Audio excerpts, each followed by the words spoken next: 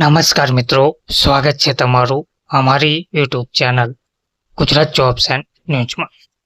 મિત્રો, પેન્શનરો માટે ખૂબ જ મોટા સમાચાર સામે આવી રહ્યા છે. હવે રાજ્યના લાખો પેન્શનરોને પેન્શન પર કોઈ પણ કરવેરા ભરવા પડશે નહીં. પેન્શનરોને કમ્યુટેડ પેન્શન પર કોઈ હવે કરવેરા ભરવા પડશે નહીં. લોકસભામાં પસાર થયેલા આઈટી બિલથી મોટી રાહત જોવા મળી રહી છે. લોકસભામાં તાજેતરમાં જ પસાર થયેલું ઇન્કમટેક્સ બિલ પેન્શનરો માટે લાભદાયી નિર્ણય લાવ્યું છે.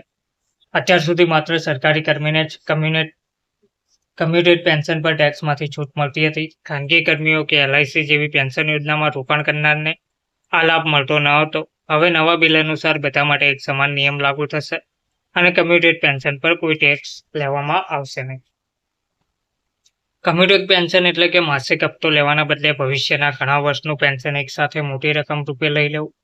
આ રીતે પેન્શનરને તરત જ મોટી રકમ મળે તો તે ઘર, આરોગ્ય, સંતાનોના અભ્યાસ કે જરૂરિયાત માટે નાણાં વાપરી શકે.